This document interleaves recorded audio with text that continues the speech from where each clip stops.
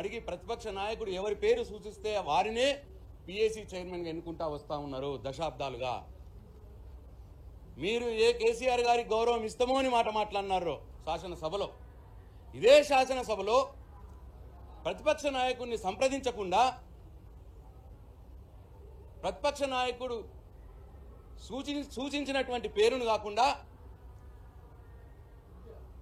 TRS party నుంచి party మారిన వ్యక్తికి, కాంగ్రెస్ పార్టీలో మారిన వ్యక్తికి మీరు పిఏసీ చైర్మన్ ఇచ్చి మళ్ళా ఇవాళ ప్రతిపక్ష నాయకుడికి గౌరవం ఇస్తాము అన్న మాట మాట్లాడుతున్నారు.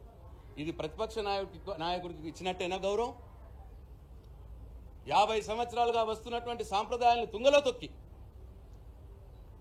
ప్రతిపక్ష నాయకుడిని సంప్రదించకుండా, కేసీఆర్ గారిని సంప్రదించకుండా మీ ఇష్టం వచ్చిన రీతిలో పిఏసీ చైర్మన్ నియమించుకున్నారు.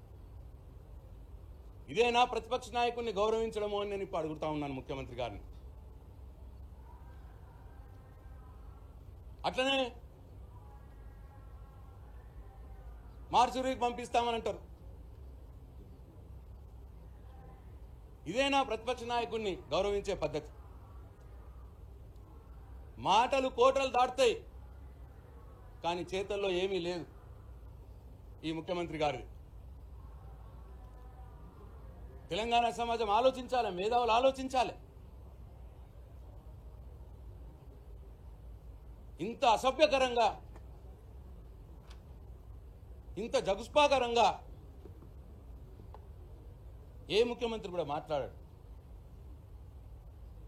ఇవాళ ఈ ముఖ్యమంత్రి గారు ఆ పని చేస్తా ఉన్నారు.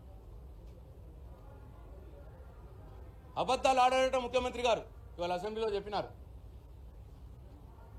అబద్ధాలకు చిరునామనే ముఖ్యమంత్రి గారు. దేశంలో, రాష్ట్రంలో ఉన్నటువంటి అందరి దేవుళ్ళ మీద ఒట్టు పెట్టినాడు. 26 జనవరికి నేను రైతు భరోసా ఇస్తాను. ఇచ్చిండా 26 జనవరికి? అబద్ధం ఆడినట్ట కాదా? తర్వాత దసరా అన్నాడు, తర్వాత సంక్రాంతి అన్నాడు. అయినాయా? 100 రోజుల్లోనే అమలు చేస్తా అన్నాడు. ఇది 450 రోజులు అయినాయా? 100 రోజుల్లో అమలు చేస్తానన్నాయి. అయిందా 15,000 రైతు భరోసా? అయిందా 2 లక్షల రుణమాఫీ మొత్తం అందరికీ ఇచ్చినారా? 2,500 ప్రతి మహిళకి అన్నారు, ఇచ్చినారా? చేసినారా? పెంచినారా? 2,000 పెన్షన్ 4,000 పెంచుతామన్నారు, పెంచినారా? తులం బంగారం ఇస్తామన్నారు, ఇచ్చినారా?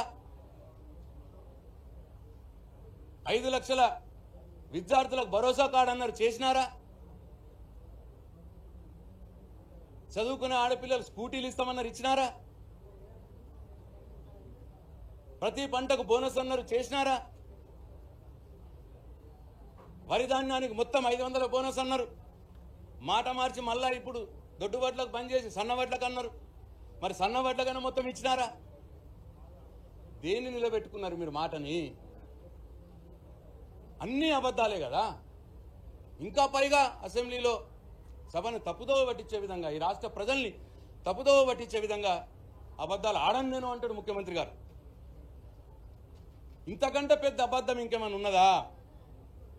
రేవంత్ రెడ్డి గారు, అబద్ధాలకు చిరునామా అయినటువంటి రేవంత్ రెడ్డి గారు నేను అబద్ధం ఆడను అనడమే పెద్ద అబద్ధం. ఇట్లా చాలా విషయాలు ఉన్నాయి. అద్భుతాలు సాధించిందట ఈ 15 నెలల్లో. అద్భుతాలు చెప్పిన మాట ఒక్కటి కూడా నెరవేర్చలేదు, కానీ అద్భుతాలు సాధించినాడట. ఏవి? జిఎస్డిపి దేశంలో అత్యధిక గ్రోత్ రోడ్ తెలంగాణ ఆయననే సాధించిన అద్భుతం ఈ 15 నెలలనే. పర్ క్యాపిటల్ ఇన్కమ్ ఈ దేశంలో నంబర్ 1గా ఉన్నది తెలంగాణ అంటే ఆయనే సాధించినట్టు అద్భుతం. ఇట్లా అనేక విషయాలు 10 సంవత్సరాలు కేసీఆర్ గారు చేసినటువంటి, సాధించినటువంటి విజయాల్ని ఈ ఒక 15 నెలలనే ఆయన చేసిందంట. చేసినా అని చెప్పుకుంటా ఉన్నాడు.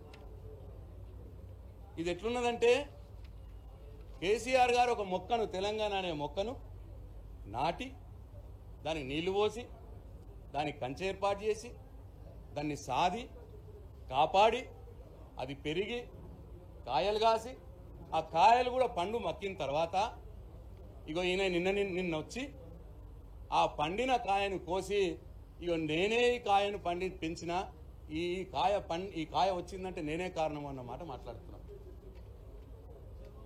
అయితే దాన్ని 16 నెలల్లో ఈయన అద్భుతాలు ఇట్లా ఏది కూడా ఇవాళ ఆయన స్పీచ్లో ఆయన రిప్లైలో అన్ని అబద్ధాలే, మాట్లాడిన అన్ని అబద్ధాలే. చివరికి రైతు రుణమాఫీ విషయంలో మా రాజేశ్వర రెడ్డి గారు మాట్లాడుతుంటే బట్టి విక్రమార్క గారు ఫైనాన్స్ మినిస్టర్ గారు వారు లేచి టిఆర్ఎస్ ప్రభుత్వంలో రైతు రుణమాఫీ కింద ఎంత మొత్తం అయితే చేసినారో అంతకంటే మేము ఎక్కువ చేసినాం అని నియోజకవర్గ వారీలుగా లెక్కలు చెప్తూ సభను తప్పుదోవ పెట్టే ప్రయత్నం చేసినారు. నేను అప్పుడే అడిగినా, అయ్యా మీరు తప్పు చెప్తున్నారు అని చెప్పి నేను నిజాలు చెప్పి ఈ సభ మళ్ళీ మీ రిప్లైలో నేను చెప్పిన దానికి మీరు క్లారిఫికేషన్ ఇవ్వాలా అని చెప్పి అడిగిన. కానీ ఇవాళ ముఖ్యమంత్రి గారి రిప్లైలో ఆ క్లారిఫికేషన్ లేదు. బట్టి గారు ఏమన్నారు, మేమే ఎక్కువ చేసినాం రుణమాఫీ మీకంటే అన్న మాట మాట్లాడినాడు. ముఖ్యమంత్రి గారి మాటల్లోనే చాలా సందర్భాల్లో ఆయన చెప్పిందే టిఆర్ఎస్ ప్రభుత్వం, కేసీఆర్ ప్రభుత్వం 2 దఫాలుగా రుణమాఫీ చేసింది.